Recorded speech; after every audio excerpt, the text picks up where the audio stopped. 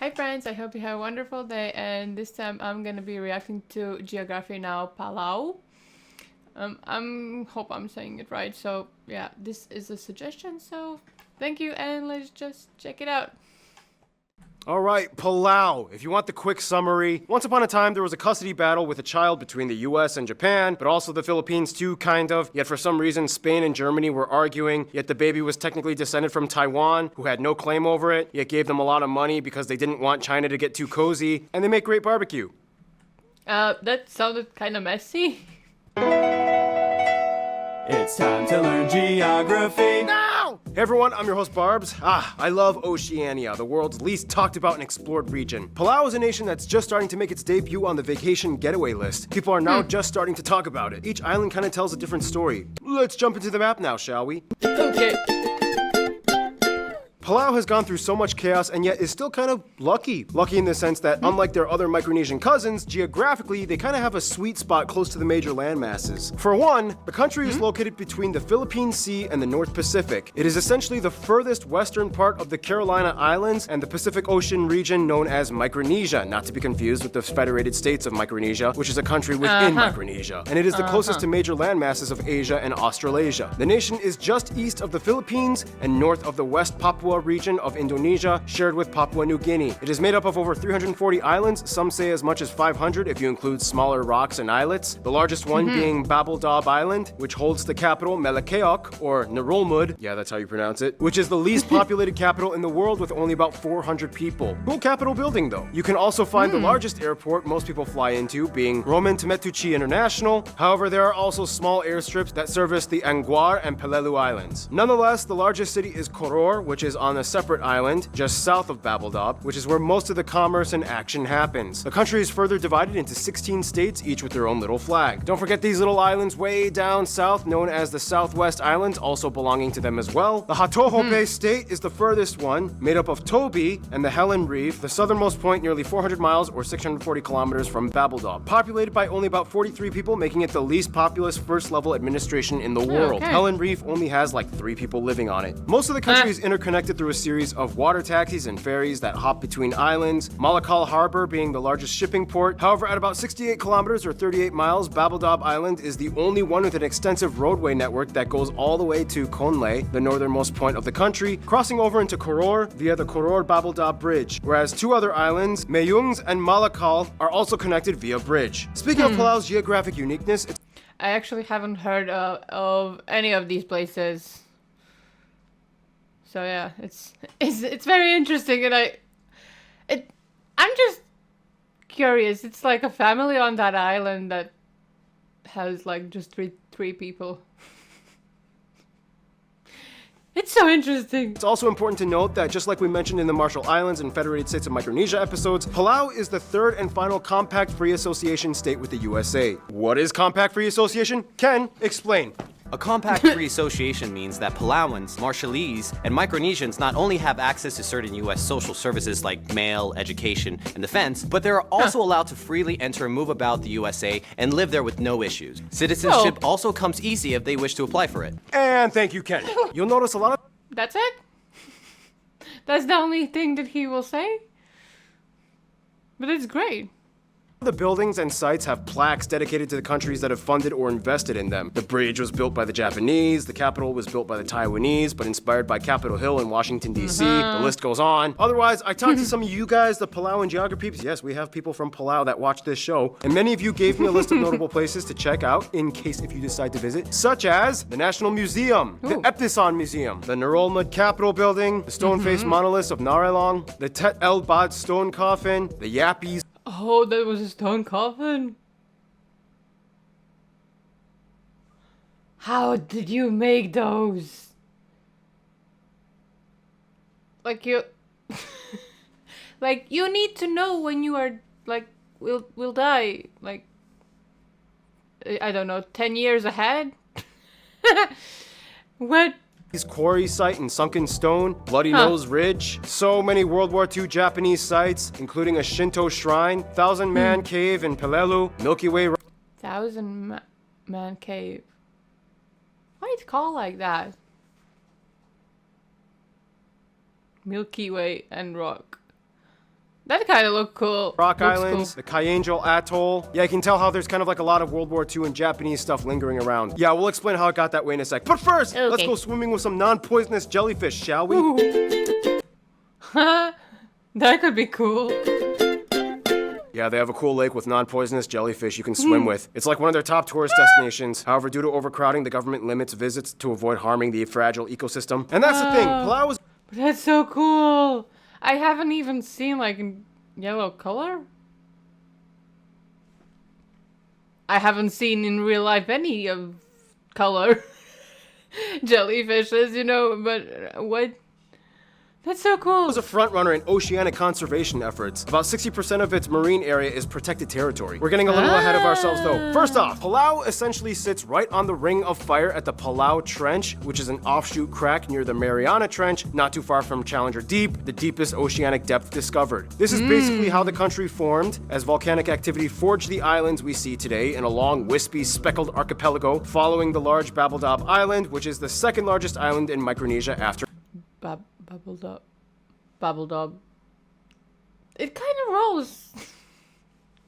So interesting. Guam. Most of the country is lush and green with tropical vegetation. Most volcanic activity is extinct today, and the tallest point, Mount Narellas, lies on Babaldob. In fact, Babaldob, of course, has all the other extreme physical points, like the largest lake, Lake Nardok, the largest freshwater lake in Micronesia. There are many small rivers and streams that cross the country, the largest one feeding into the Naramedu Bay, like these three, but the largest one, the Nurmeskong River. From there, the country smears into the ocean with small, mostly uninhabited, lush green islets and mangroves enclosed by a giant barrier reef that stretches 490 square miles or 1,260 square kilometers. This place is loaded with too many amazing natural sites like the Rock Islands, a UNESCO heritage site, a bunch of What? Bunch of mushroom shaped. How? I don't know, like the sea did eat the rock away or how? How? What? Look, it's so interesting. mushroom-shaped bulbous islands that pop up out of the ocean like bubble wrap. Coral reefs and Bubble diving wrap. spots are everywhere, and even underwater caves, the most famous one being the Chandelier Cave at Narol. Otherwise, even though the islands only make up about 177 square miles or 460 square kilometers in area, the nation's exclusive economic zone extends even further to about 200,000 square miles or over 500,000 square kilometers of ocean, about the size of France. In 2009, the government signed over about 80% of which to become a marine reserve and the world's first shark sanctuary, a fully protected no-take zone in which things like mining and fishing cannot take place. Although scuffles with their neighbors crossing into their waters have been documented, and ocean pollution coming from said nations have also been an issue from time to time. Oh, and keep in mind that they are generally outside of the typhoon zone and don't usually get hit with them. The largest one was Typhoon Haiyan in 2013, but it only did like a little damage to some houses and there are no fatalities or major injuries reported. All right, so that's just That's great. about it. It's time for my triple shot of espresso break, which means it's time for Noah. Oof. My turn. Palau is a tropical island nation, so of course, no surprise, you're gonna find some tropical stuff with their physical makeup. There are about 150 species of bird. What? What is this? I actually haven't seen this bird, this bird anywhere. The colors. It's so interesting. It's so cute.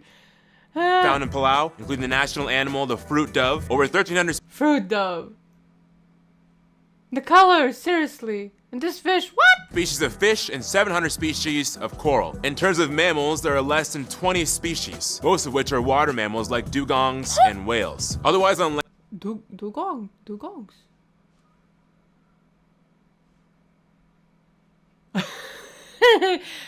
What are they? Seriously. they have three main bat species, including the endemic large Palau flying fox Large. and the crab-eating macaque monkey. Economically speaking, they are relatively better off than most Pacific Island nations, as the third wealthiest nation by GDP per capita in Oceania after Australia and New Zealand. The nation depends heavily on three main sectors: subsistence agriculture, fishing, and the most important one, tourism, which in itself makes about 80% of the GDP. Thanks to the various That's a lot.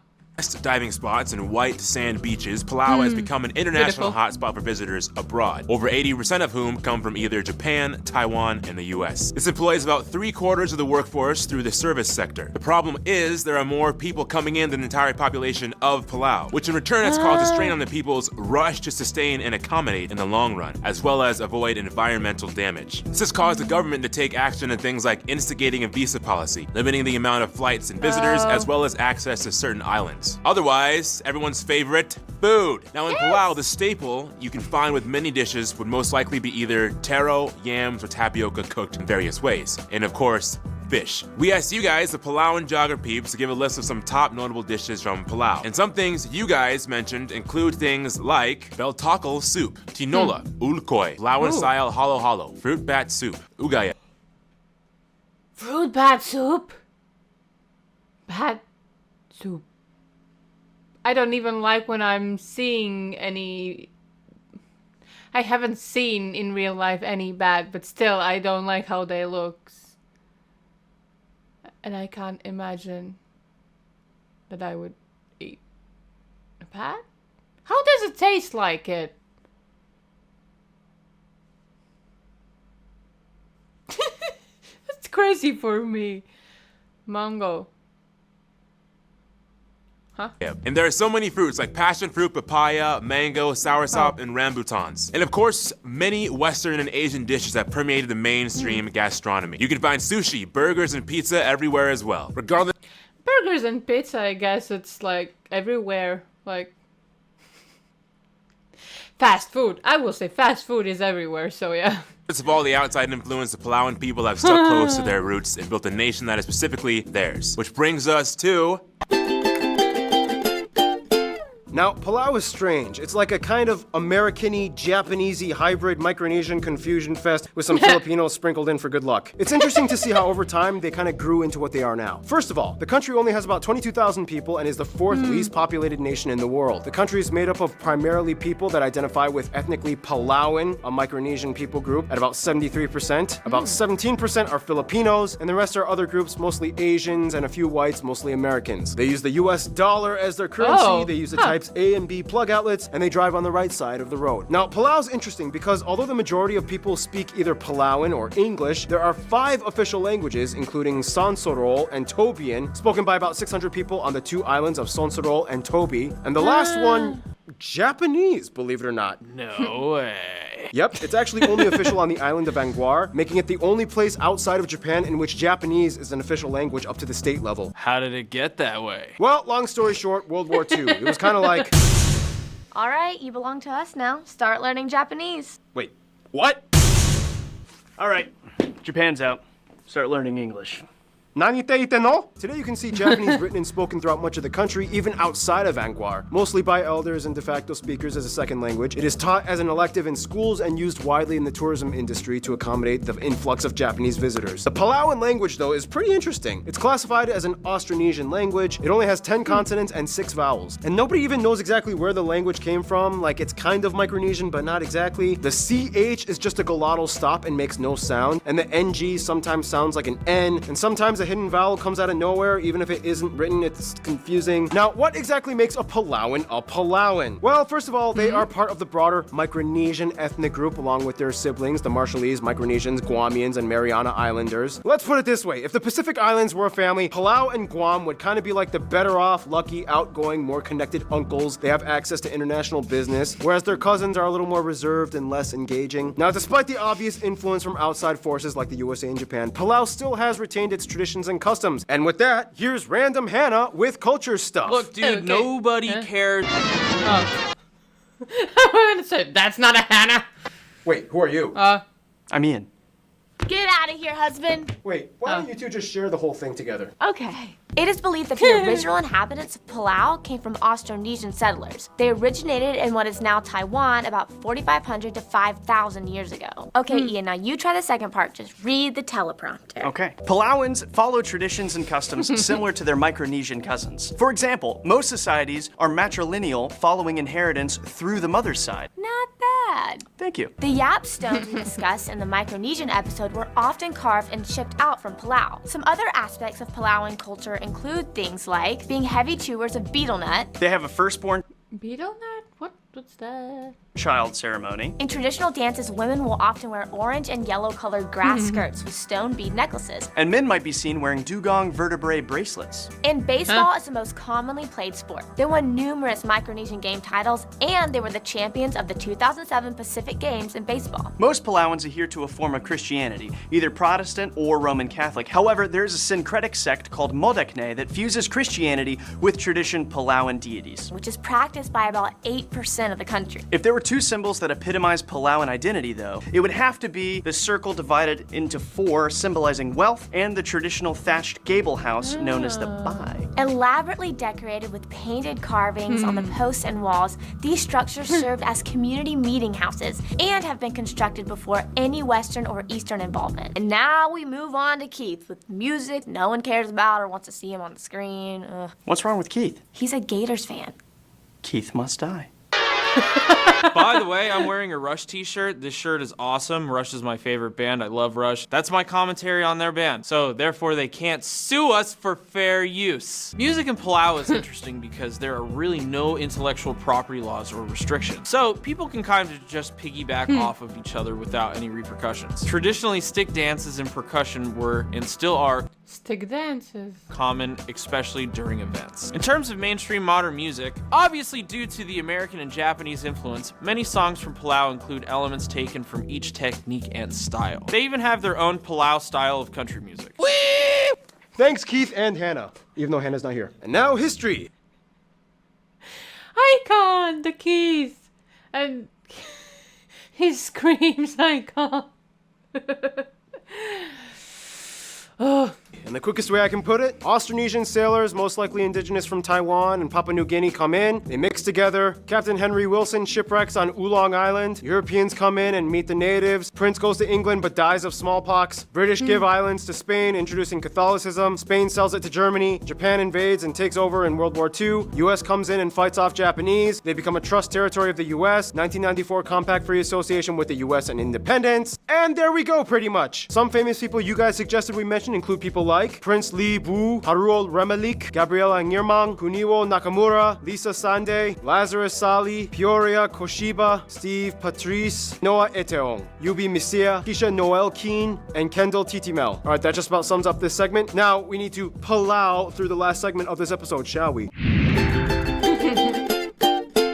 Now, Palau may be small, but they have an interesting way of reaching out to the world. A lot of people seem to want to come, but they're kind of like a little inhibited and they kind of want to make sure that things don't get too crazy. Filipinos share the same former colonization status under Spain, and at one point was part of the Philippines for a short period of time under the First Philippine Republic before breaking away. Many Filipinos live in Palau, and the Palauan accent even kind of sounds similar to Filipino English. The closest family members are, of course, their fellow Micronesians, the Federated States of Micronesia, the Marshall Islands, Guam, and the Mariana Islands. These guys culturally share the most in common, and they love each other. Every so often, they also visit each other as well. Taiwan, on the other hand, is one of the few countries that they recognize as opposed to the People's Republic of China. They give lots of medical and education assistance to Palau that allows Palauans to study in Taiwan. They also have a patient referral program that allows patients to receive treatment in Taiwan. Taiwan also kind of acts as like a shield that fends off the waves of Chinese investors and overwhelming tourists that flock in. For their best friends, though, most might say either Japan or the USA. It's kind of like a weird joint custody battle that both have between the country. Yes, lots of drama happened in World War II, but they quickly moved on. The US is kind of like the stepfather that took them in and gave them lots of resources and opportunities, and also gave them a lot of potential to manage themselves as a small country. Japan is and will always be, though, close to their hearts. They are the second largest donor after the US. The emperor and his wife visited in 2015. They love Japanese food and culture. The two nations share the same time zone, and overall, even after colonial times, they've had close ties. In conclusion, Palau is kind of like the interesting offshoot Micronesian that kind of speaks a little bit of Japanese, and they're trying to fend off the massive waves of tourists to maintain their natural beauty. Wow,